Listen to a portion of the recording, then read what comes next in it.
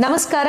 ನವಶಕ್ತಿ ಪೀಠಂ YouTube ವಾಹಿನಿಯ ಸಮಸ್ತ ವೀಕ್ಷಕರೆಲ್ಲರಿಗೂ ಸಂಕಲ್ಪ ಸಿದ್ಧಿ ಕಾರ್ಯಕ್ರಮಕ್ಕೆ ಆತ್ಮೀಯವಾದ ಸ್ವಾಗತ ಸುಸ್ವಾಗತ. ನಾನು ಶ್ರುತಿ.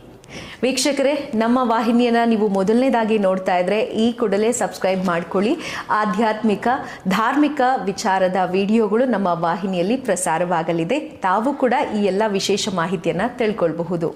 ಹಾಗೂ ಇವತ್ತಿನ ಕಾರ್ಯಕ್ರಮದಲ್ಲಿ ಎಂದಿನಂತೆ ನಮಗೆ ಧಾರ್ಮಿಕ ವಿಚಾರಗಳ ಬಗ್ಗೆ ಮಾಹಿತಿಯನ್ನು ತಿಳಿಸ್ಕೊಡ್ಲಿಕ್ಕಾಗಿ ನಮ್ಮೊಂದಿಗಿದ್ದಾರೆ ಸ್ಪಿರಿಚುವಲ್ ಗುರು ಡಾಕ್ಟರ್ ವಿಷ್ಣುದತ್ತ ಗುರುಜಿಯವರು.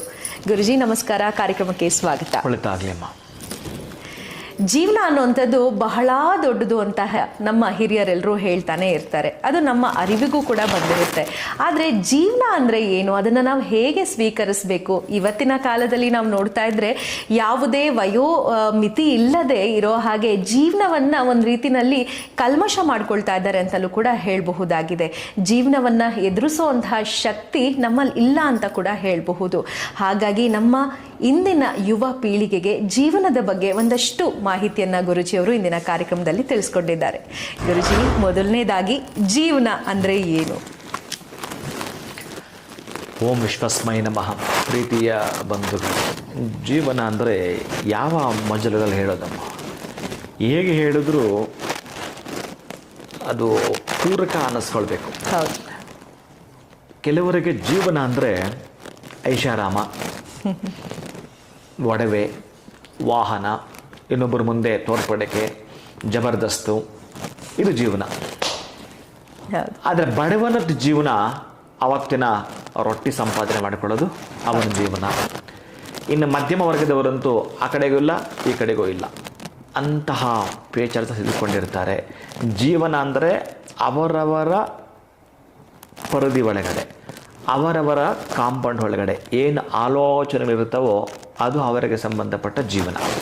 ಇನ್ನು ಜೀವನವನ್ನು ಸವಿಸ್ತಾರವಾಗಿ ತಿಳಿಸ್ಕೊಡ್ಬೇಕಾದ್ರೆ ಬಹಳಷ್ಟು ನಾನು ಈಗಾಗಲೇ ಕಥೆಗಳ ಮುಖಾಂತರ ನಿಮಗೆ ಕೆಲವೊಂದು ಉದಾಹರಣೆ ಮುಖಾಂತರ ಎಲ್ಲ ತಿಳಿಸಿದ್ದೇನೆ. ನೀವು ಎಲ್ಲಿಂದ ಎಲ್ಲಿಗಾದರೂ ಯೋಚನೆ ಮಾಡಿ ಈ ಪ್ರೀತಿಯ ಬಂಧುಗಳೇ. ಇನ್ನೊಬ್ಬರ ಮುಂದೆ ನೀವೊಂದು ಬದುಕಿ ಬಾಳಿ ತೋರಿಸ್ತಕ್ಕಂಥದ್ದು ಇದೆಯಲ್ಲ, ಒಂದು ಛಲ ತೆಗೆದುಕೊಳ್ಳೋದು, ಒಂದು ಚಾಲೆಂಜ್ ತೆಗೆದುಕೊಳ್ಳೋದು ಇದೆಯಲ್ಲ, ಅದು ಜೀವನ ಆಗಿರುತ್ತೆ. ಆಮೇಲೆ ಕಷ್ಟ, ದುಃಖ, ನಷ್ಟ, ನೋವು, ಮಾನ, ಅವಮಾನ ಇವೆಲ್ಲ ನಡೆಯಲೇಬೇಕು. ಇವು ನಡೆದಿಲ್ಲ ಅಂತಂದರೆ ನೀವು ಜೀವನವನ್ನು ಸರಿಯಾಗಿ ಮಾಡ್ತಾ ಇಲ್ಲ, ಮಾಡೋಕ್ಕೆ ಬರಲ್ಲ ಅಂತ ಅರ್ಥ. ತುಂಬ ಸೆನ್ಸಿಟಿವ್ ಇದ್ದೀರಿ, ಮನೆಯಲ್ಲೇ ಕುಳಿತುಕೊಂಡಿದ್ದೀರಿ.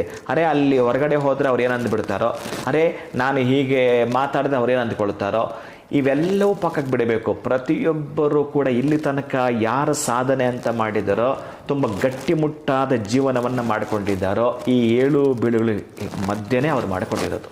ಇವೆಲ್ಲವೂ ಕೂಡ ಇದೆಲ್ಲದರ ಮಧ್ಯೆ ಹೋರಾಟ. ಈ ಹೋರಾಟಗಳನ್ನು ಮಾಡದೆ ಯಾವುದೇ ಕಾರಣ ನಿಮ್ಮ ಜೀವನವನ್ನು ಸುಗಮವಾಗಿ ಮಾಡ್ಕೊಳ್ಳೋದಕ್ಕೆ ಸಾಧ್ಯವೇ ಇಲ್ಲ. ಈಗ ನಾನು ನೋಡಿದ್ದೀನಿ, ಮಕ್ಕಳು ಕೂಡ ಅಷ್ಟೇ. ಮೊನ್ನೆ ಯಾರೋ ಒಬ್ಬ ಅಮ್ಮ SSLC ಎಕ್ಸಾಮ್ ಇದೆ, ಏನು ಯಾವಾಗಲೂ ಮೊಬೈಲೇ ಎಲ್ಲ ರೀತಿ ಅಂದಿದ್ದಕ್ಕೆ ಆ ಮೊಬೈಲ್ ಬಿಸಾಕಿ ನೇಣು ಹಾಕ್ಕೊಳ್ತಾಳೆ. ಏನು ಅನ್ನಬೇಕು? ಆ ಮಗುಗೆ ನೇಣೋದು ಎಲ್ಲಿಂದ ಗೊತ್ತಾಯ್ತು? SSLC ಓದೋ ಮಗುಗೆ. ಹೌದು. ಇನ್ನು ಇವ್ರಿಗೆ ಜೀವನದ ಪಾಠ ಹೇಗೆ ಕಲಿಸ್ತೀರಿ? ಹೇಗೆ ಇಂತಹ ಸೂಕ್ಷ್ಮಗಳನ್ನ ನಾವು ಅರ್ಥ ಮಾಡಿಕೊಳ್ಳೋದು? ಒಂದು ಜೀವನದ ಬಗ್ಗೆ ನಾನು ಬಹಳಷ್ಟು ಕಥೆಗಳನ್ನ ತಿಳಿಸಿದ್ದೇನೆ ಪ್ರೀತಿ. ಅದ್ಯಾವುದು ಮಾತಾಡಲಿಕ್ಕೆ ಇಷ್ಟನೇ ಪಡಲ್ಲ. ಯಾಕೆ ಅಂತಂದರೆ ನಿಮ್ಮ ಕಷ್ಟ ಏನಿದೆಯೋ, ನಿಮ್ಮ ನೋವೇನಿದೆಯೋ ಆ ಕಡೆಗಿರುತ್ತೆ. ಇನ್ಯಾರೋ ಒಬ್ಬ ಬೆಡ್ ರಿಡನ್ ಆಗಿದಲ್ಲ, 1 ವರ್ಷದಿಂದ ಹಾಸಿಗೆ ಮೇಲೆ ಮಲಗಿದ್ದಾನೆ. ಅವನೇನು ಗೊತ್ತಾ, ಹಬ್ಬ ನಾನು ಆರೋಗ್ಯವಂತನಾಗಿ ಮನೆಗೆ ಹೋಗ್ಬಿಟ್ರೆ ಸಾಕು ಅಂತಾನೆ, ಅದು ಅವನ ಜೀವನ. ಇನ್ಯಾರೋ ಒಬ್ಬ ತುಂಬ ಸಾಲದಲ್ಲಿ ಸಿಲ್ಕೊಂಡ್ಬಿಟ್ಟಿರ್ತಾನೆ. ಅವನು ಪ್ರತಿನಿತ್ಯ ಬೆಳಿಗ್ಗೆ ಸಾಯಂಕಾಲ ಆದರೆ ಸಾಲಗಾರರ ಮನೆ ಹತ್ರ ಬರ್ತಾರೆ, ಸಾಲದವರು ಮನೆ ಹತ್ರ ಬರ್ತಾರೆ. ಈ ಸಾಲಗಾರನ ತಪ್ಪಿಸ್ಕೊಂಡು ನೆಮ್ಮದಿಯಿಂದ ನಿಟ್ಟುಸಿರು ಬಿಟ್ಟರೆ ಸಾಕು ಅಂತ ಅವನು ಪರಿತಪಿಸ್ತಿರ್ತಾನೆ. ಅದು ಅವನ ಜೀವನ ಹಾಗಿರುತ್ತೆ. ಇನ್ಯಾರೋ ಒಬ್ಬ ತಿನ್ನಲಿಕ್ಕೆ ಅನ್ನವೇ ಇರೋದಿಲ್ಲ, ಏನಾದರೂ ಮಾಡಿ ನಾನು 1 ತಿಂಗಳಿಗಾಗಷ್ಟು ಈ ದವಸ ಧಾನ್ಯ ಸಂಪಾದನೆ ಮಾಡ್ಕೋಬೇಕು ಅಂತ ಇರ್ತಾನೆ. ಅದು ಅವನ ಜೀವನ ಆಗಿರುತ್ತೆ. ವಿದ್ಯಾರ್ಥಿ ಅನುಭವನು ಅವನ ವಿದ್ಯಾರ್ಥಿಯ ದೆಸೆಯಲ್ಲಿ ನಾನು ಅವ್ರಿಗಿಂತೂ ಚೆನ್ನಾಗಿ ಓದಿ ರ್ಯಾಂಕ್ ಬರಲೇಬೇಕು, ಈ ಶಾಲೆ ನಾನೇ ಒಂದು ಹೆಸರು ಮಾಡಬೇಕು, ಅದು ಅವನ ಜೀವನ ಆಗಿರುತ್ತೆ.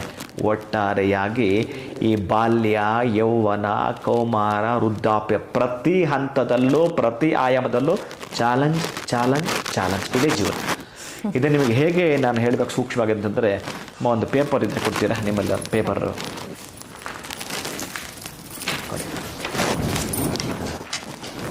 ನೋಡಿ. ಜೀವನ ಅಂದರೆ ನೋಡಿ, ನೀಟಾಗಿ ಈಗ ಪೇಪರ್ ಹೇಗಿದೆ ಹೀಗಿದೆ. ಇಲ್ಲೆಲ್ಲೂ ಕೂಡ ಒಂದು ಬ್ಲ್ಯಾಕ್ ಡಾಟ್ ಇಲ್ಲ. ಒಂದು ಬ್ಲ್ಯಾಕ್ ಡಾಟ್ ಬಿದ್ದರೆ ಯಾರೋ ಒಬ್ಬರು ಅಂದ್ಕೊಳ್ಳೋಣ, ಒಂದು ತುಂಬ ಚೆನ್ನಾಗಿ ಗೌರವಯುತವಾಗಿ ಬದುಕಿ ಬಾಳಿದ ಮನೆ, ಅವರ ತಾತ ಮುತ್ತಾತನ ಕಾಲದಿಂದ ಗೌರವಯುತವಾಗಿ ಬದುಕಿ ಬಾಳ್ಕೊಂಡು ಬಂದಿದ್ದಾರೆ. ಅವರ ಮೊಮ್ಮಗಳು SSLC ಓದುವಾಗ ಯಾರೋ ಇವರ ಕುಟುಂಬ, ನನ್ನ ಜಾತಿ ಬಗ್ಗೆ ಹೇಳ್ತಿಲ್ಲ ಇಲ್ಲಿ, ಯಾರೋ ಅನ್ಯ ಜಾತಿ ಹುಡುಗ ಜೊತೆ ಹೊರಟೋಗ್ತಾರೆ. ಅವರ ಅಷ್ಟೂ ಗೌರವ ಕಳೆದೋಯ್ತು ಅಂತೇಳಿ ಪೇಚಾಟಕ್ಕೆ ಸಿಲುಕೊಳ್ತಾರೆ. ಇದು ಕೂಡ ಅವರ ಇಷ್ಟೂ ದಿನಗಳು ಮಾಡ್ಕೊಂಬಂದ ಜೀವನವನ್ನು ಬಲಿ ಕೊಡ್ತು ಅಂತ ಅವರ ಮನಸ್ಸಲ್ಲಿ. ನಾನೇ ಏನು ಹೇಳಕ್ಕೆ ಹೊರಟಿದ್ದೇನೆ ಅಂತಂದರೆ, ಪ್ರೀತಿಯ ಬಂಧುಗಳೇ, ನೋಡಿ, ಇದು ನೀವೇನಾದರೂ ತುಂಬ ಸೂಕ್ಷ್ಮ ಆಗಿಬಿಟ್ರೆ ಏನಾಗುತ್ತೆ ಗೊತ್ತಾ, ಈ ಜಗತ್ತಲ್ಲಿ ಈ ನೇರವಾಗಿರತಕ್ಕಂಥ ಮರಕ್ಕೆ ಮೊದಲು ಕುಡಿಲೇಟ್ ಬೀಳುತ್ತಂತೆ, ಈ ಅಡ್ಡದಿಡ್ಡಿ ಇರುತ್ತಲ್ಲ ಅದಕ್ಕೆ ಅಷ್ಟು ಬೇಗ ಬೀಳೋದಿಲ್ಲ ಅಂತ. ನೀವು ತುಂಬ ಸೂಕ್ಷ್ಮ ಆಗಿಬಿಟ್ರೆ, ನೀವೇನಾದರೂ ಯಾವುದೋ ಕಷ್ಟಗಳಿಗೆ, ಯಾವುದೇ ತರಹದ ದುಃಖಗಳಿಗೆ, ಯಾವುದೇ ತರಹದ ನೋವುಗಳಿಗೆ ನಿಮ್ಮನ್ನೇ ನೀವು ಒಡ್ಡುಕೊಂಡಿಲ್ಲ ಅಂತಂದರೆ, ಹೀಗೆ ಇದೆ ನಿಮ್ಮ ಜೀವನ, ಹೀಗೆ ಇದೆ. ಹೇಗಿದ್ದೀರಿ, ಯಾರ ಮುಂದೆ ಕೂಡ ನೋವಾಗಲಿ ಅವಮಾನ ಆಗಲಿ ನಮ್ಗೆ ಬರಬಾರ್ದು ಅಂದರೆ ನೋಡಿ ಹೀಗಿರುತ್ತೆ, ನೋಡಿ ಹೀಗೆ ಆಗಿಬಿಡುತ್ತೆ. ನೀವೆಷ್ಟು ಸಲ ಸೂಕ್ಷ್ಮವಾಗಿರ್ತೀರೋ ಹಾಗೆ ನೀವೇ ಹೀಗೆ ಮಾಡ್ಕೊಳ್ತೀರಿ ಮತ್ತು ಅದೀಗ ಬೀಳ್ತಾನೆ ಇರುತ್ತೆ. ನೀವೆಷ್ಟು ಸೂಕ್ಷ್ಮ ಇರ್ತೀರೋ ಅಷ್ಟು ಕರೆಕ್ಟಾಗಿ ಹೀಗಿರ್ದಿರಿ, ಬಿದ್ದೋಗ್ತಿರ್ತೀರಿ. ಇದೇ ಪೇಪರ್ ನಿಧಾನಕ್ಕೆ ನೀವು ಗಮನಿಸಿ ಪ್ರೀತಿ ಬಂಧುಗಳೇ. ಯಾವುದೋ ಒಂದು ಲವ್ ಫೇಲ್ ಆಯಿತು, ಇನ್ಯಾರೋ ನಿಮ್ಮನ್ನು ಅವಮಾನ ಮಾಡಿದ್ರು, ಇನ್ಯಾವುದೋ ನಿಮ್ಮನ್ನು ಕಷ್ಟ ಒಂದು ಆವರಿಸ್ಕೊಳ್ತು, ಇನ್ಯಾವನೋ ಸಾಲದವನು ಬಂದು ಬೈದ, ಈ ತರಹದ್ದು ಅನೇಕ ತರಹದ್ದು ಕಷ್ಟಗಳಿಗೆ ಬೆಳಿಗ್ಗೆ ತುಂಬ ಚಳಿ, ಏನು ಮಾಡೋಕ್ಕೂ ಆಗ್ತಲ್ಲ, ನದಿಯಲ್ಲಿ ನಮ್ಗೆ ಇಳಿಲಿಕ್ಕೆ ಭಯ. ಒಂದು ಸಲ ಮುಳುಗ್ಬಿಡು, ಮತ್ತೊಂದು ಸಲ ಮುಳುಗಿದ್ರೆ ಏನು ಹೇಳ್ತಾರಲ್ಲ, ಪೂರ್ತಿ ಮುಳುಗಿದವನಿಗೆ ಚಳಿ ಏನು ಗಾಳಿ ಏನು ಅಂತ. ಹಾಗೆ ಕಷ್ಟಗಳು ಹೊಂದಿಕೊಂಡ್ರಿ, ನೋವಿಗೆ ಹೊಂದಿಕೊಂಡ್ರಿ, ದುಃಖಕ್ಕೆ ಹೊಂದಿಕೊಂಡ್ರಿ, ಅವೆಲ್ಲವೂ ಕೂಡ ಮೆಟ್ಟಿ ನಿಂತ್ರಿ. ನೋಡಿ ಹೀಗೆ ಬೀಳುತ್ತಾ ಇದು, ಹೌದು ನೋಡಿ ಹೀಗೆ ಎಷ್ಟು ನೇರ ಇದೆ, ನೀವೇನು ಮಾಡೋದು ಬಿಡಲ್ಲ. ಅದು ಮೊದಲು ಇತ್ತಲ್ಲ ಸಾಫ್ಟ್ ಆಗಿದ್ದಾಗ, ನೀವು ಅಷ್ಟು ಸಾಫ್ಟ್ ಆಗಿಬಿಟ್ರೆ ನೀವು ಸಮಾಜದಲ್ಲಿ ಬಲಿ ಆಗಿಬಿಡ್ತೀರಿ. ಅಷ್ಟು ಸೂಕ್ಷ್ಮ ಆಗಲಿಕ್ಕೆ ಹೋಗಬಾರ್ದು. ನೀವು ಒರಿಜಿನಲ್ ಆಗಿ ನೀವು ಥಿಂಕ್ ಮಾಡಲೇಬೇಕಾಗಿರ್ತಕ್ಕಂಥದ್ದು, ಈ ಜಗತ್ತಿನಲ್ಲಿ ಗಟ್ಟಿಯಾಗಿ ನಿಲ್ಲಬೇಕು, ಜಗಜ್ಜಟ್ಟಿಯಾಗಿ ನಿಲ್ಲಬೇಕು ಅಂತಂದರೆ ನಿಮ್ಮ ಮನಸ್ಸನ್ನು ಸ್ಟ್ರಾಂಗ್ ಮಾಡ್ಕೋಬೇಕು. ಯಾರಿಗೆ ಅವಮಾನಗಳ ಸಹಿಸ್ಕೊಳ್ಳೋ ಶಕ್ತಿ ಇದೆಯೋ, ಯಾರಿಗೆ ತಾಳ್ಮೆ ಅನ್ನೋದಿದೆಯೋ, ಯಾರಿಗೆ ನಾನು ಈ ಜಗತ್ತಿನಲ್ಲಿ ಬದುಕು ತೋರಿಸ್ಬೇಕು ಅಂತಕ್ಕಂಥ ಛಲ ಇದೆಯೋ, ಅವರದ್ದು ಜೀವನ ಹೀಗಿರುತ್ತೆ. ನೋಡಿ, ಎಲ್ಲ ತರಹದ ಕಷ್ಟಗಳು, ಎಲ್ಲ ತರಹದ ಅವಮಾನ ಸಹಿಸ್ಕೊಂಡ್ಮೇಲೆ ಅದು ನೆಟ್ಟಿಗೆ ನಿಂತ್ಕೊಳ್ತು. ಆಗಲೇ ಸೂಕ್ಷ್ಮವಾಗಿ ನಾನು ಪೇಪರ್ ಹಿಡ್ಕೊಂಡಿದ್ದಾಗ ಅದು ಮತ್ತು ಬಾಗಿಬಿಡುತ್ತೆ. ಹಾಗೆ ಈಗ ನಿಂತ್ಕೊಳ್ತೀರಿ, ನೀವು ಈಗಿರ್ತೀರಿ, ನೀವು ಈಗ ಯಾವ ಕಡೆ ನಿಲ್ಲಿಸಿದ್ರು ಕೂಡ ಈ ಪೇಪರ್ ನಿಂತ್ಕೊಳ್ಳುತ್ತೆ. ಅಂದರೆ ಅವಮಾನಗಳೇ ಸಹಿಸ್ಕೋ, ದುಃಖ ಸಹಿಸ್ಕೋ, ದುಮ್ಮಾನ ಸಹಿಸ್ಕೋ, ನಷ್ಟ ಸಹಿಸ್ಕೋ, ಕಷ್ಟ ಸಹಿಸ್ಕೋ, ಆಮೇಲೆ ನಿನಗೆ ಸಹಿಷ್ಣು ಅಂತಕ್ಕಂಥದ್ದು ಅಪ್ಲೈ ಆಗುತ್ತೆ. ಭಗವಂತನ ಕೃಪೆ ಇರೋದೇ ಹಾಗೆ. ನಮ್ಮನ್ನು ಡಿಸೈನ್ ಮಾಡಿ ಅವನು ಕಳಿಸಿರೋದು ಇಲ್ಲಿಗೆ ಅದೇ ರೀತಿಯೇ ಕಳಿಸಿರ್ತಾನೆ. ಭಗವಂತ ಬಂದರೂ ಅಷ್ಟೇ, ನಮಗೆ ಮಾತ್ರ ಅಲ್ಲ, ಇಲ್ಲಿ ಈ ಭೂಮಿಗೆ ಭಗವಂತನೇ ಗದೆ ಕಿರೀಟ ಪಕ್ಕಕ್ಕಿಟ್ಟುಬಿಟ್ಟು ಇಲ್ಲಿಗೆ ಬರ್ತಾನೆ. ಮನುಷ್ಯ ರೂಪದಲ್ಲಿ ಬಂದರೂ ಕೂಡ ರಾಮ ಬಂದರೂ ಅವಮಾನ ತಪ್ಪಲಿಲ್ಲ, ಕೃಷ್ಣ ಬಂದರೂ ಇಲ್ಲಿ ಕಷ್ಟ ತಪ್ಪಲಿಲ್ಲ. 8 ದಿನ ರೀ ಅವನು ಶವವಾಗಿ ಬಿದ್ದಿದ್ದು ಕೃಷ್ಣ. 8 ಜನ 8 ಮಡದಿಯರು, 16 ಜನ ಮಕ್ಕಳು, ಯಾರೂ ಬರಲಿಲ್ಲ. ಕೊನೆಯದಾಗ ಅನಾಥ ಶವ ಅಂತೀವಲ್ಲ ನಾವು, ಆ ಅನಾಥ ಶವವಾಗಿ ಕೃಷ್ಣ ಇದ್ದದ್ದು ರೀ. ಭೂಮಿಗೆ ಬಂದರೆ ಮುಗೀತಿಲ್ಲಿ. ಇದ್ರ ಹೆಸರೇ ಕರ್ಮಭೂಮಿ. ಕರ್ಮಗಳನ್ನು ನೀನು ಅನುಭವಿಸಿ ತೀರಬೇಕು. ಅದನ್ನು ಮರೆಮಾಚ್ತೀನಿ, ತಪ್ಪಿಸ್ಕೊಳ್ತೀನಿ ಸಾಧ್ಯ ಇಲ್ಲ. ನೀನು 1 ದಿನ 2 ದಿನ 3 ದಿನ ಸಾಲದ ಹತ್ರ ತಪ್ಪಿಸ್ಕೋಬೋದು. 4ನೇ ದಿನ ಮತ್ತೆ ಅದೇ ಅವಮಾನನ ಆದದ್ದೆಲ್ಲ ಆಗಿ ಹೋಗಲಿ. 1ನೇ ದಿನ ಅವಮಾನ ಆಗಲಿ, ಸಹಿಸ್ಕೋ. ಈ ಥರದ ಕಷ್ಟಗಳೆಲ್ಲ ಪಟ್ಟು ಆದಮೇಲೆ ಏನಾದರೂ ಮಾತ್ರ ಮಾಡಲಿಕ್ಕೆ ನೀನು ತುಡಿತಾ ಮಿಡ್ತಾ ಇರಬೇಕು. ನಾನು ಏನಾದರೂ ಮಾಡಿಯೇ ತೀರ್ತೀನಿ ನನ್ನ ಛಲ ಇತ್ತು ಅಂತಂದರೆ ನೀನು ಗಟ್ಟಿಮುಟ್ಟಾಗಿದ್ದು ಸ್ಟ್ರಾಂಗ್ ಆಗಿ ಸಮಾಜಕ್ಕೆ ನೀನು ಒಬ್ಬ ಮಾರ್ಗದರ್ಶಕನಾಗಿರ್ತೀಯ. ಸಮಾಜಕ್ಕೆ ನೀನೊಂದು ಕೊಡುಗೆಯನ್ನು ಕೊಡುವುದರಲ್ಲಿ ಸಫಲನಾಗ್ತೀಯ. ಮೊದಲು ವಿಫಲನಾಗ್ಬಿಡ್ತೀಯ. ಕಷ್ಟಗಳನ್ನ ಸಹಿಸ್ಕೊಂಡ್ರೆ ಸಫಲವನ್ನೇ ಪಡೆದುಕೊಳ್ತೀಯ. ಇದು ಜೀವನ ಪ್ರೀತಿಯ ಬಂಧುಗಳೇ. ಗುರುಜಿ, ಒಂದು ಹಾಳೆ, ಆ ಹಾಳೆಯ ಮೂಲಕ ಜೀವನದ ಬಗ್ಗೆ ಎಷ್ಟೆಲ್ಲ ಒಂದು ಅದ್ಭುತವಾದಂಥ ಮಾಹಿತಿಯನ್ನು ತಿಳಿಸ್ಕೊಟ್ರಿ. ಯಾಕೆಂದರೆ ಮೊದಲನೇದಾಗಿ ತಗೊಂಡಾಗ ಅದು ಖಾಲಿ ಹಾಳೆ ಆಗಿತ್ತು, ಬಿಳಿಯ ಹಾಳೆ. ಅದು ಕಷ್ಟಗಳನ್ನು ನೋಡ್ತಾ ಹೇಗೆ ಸದೃಢವಾಗಿ ನಿಂತ್ಕೊಳ್ತು, ಅದ್ರ ಮೂಲಕ ನಾವು ತಿಳಿಯುವಂಥದ್ದು ಬಹಳನೇ ಮುಖ್ಯವಾಗಿದೆ ಅಂತ ನೀವು ಈ ಒಂದು ಮಾಹಿತಿಯ ಮೂಲಕ ತಿಳಿಸ್ಕೊಟ್ಟಿದ್ದೀರಿ. ಧನ್ಯವಾದಗಳು ತಮಗೆ. ಹರೇ ಶ್ರೀನಿವಾಸ. ವೀಕ್ಷಕರೇ, ನೋಡಿದ್ರಿ ಅಲ್ವಾ, ಗುರೂಜಿಯವರು ದೇವರ ಉದಾಹರಣೆಯನ್ನು ಕೂಡ ನೀಡಿದ್ರು. ದೇವರನ್ನ ನಾವು ಗುಡಿಯಲ್ಲಿಟ್ಟು ಅಲಂಕಾರವನ್ನು ಮಾಡಿ ಪೂಜೆಯನ್ನು ಮಾಡ್ತೇವೆ. ಅವಾಗ ಅಂದ್ಕೊಳ್ಬಹುದು ಸಾಕಷ್ಟು ಜನ ದೇವರು ಹೀಗೆ ಇರ್ತಾನೆ, ಅವನಿಗೆ ಏನು ಕಷ್ಟಗಳೇ ಇರಲ್ಲ, ಬರೀ ನಮ್ಮ ಕಷ್ಟಗಳನ್ನು ಮಾತ್ರ ನಿವಾರಣೆ ಮಾಡ್ತಾ ಇರ್ತಾನೆ ಅಂತ.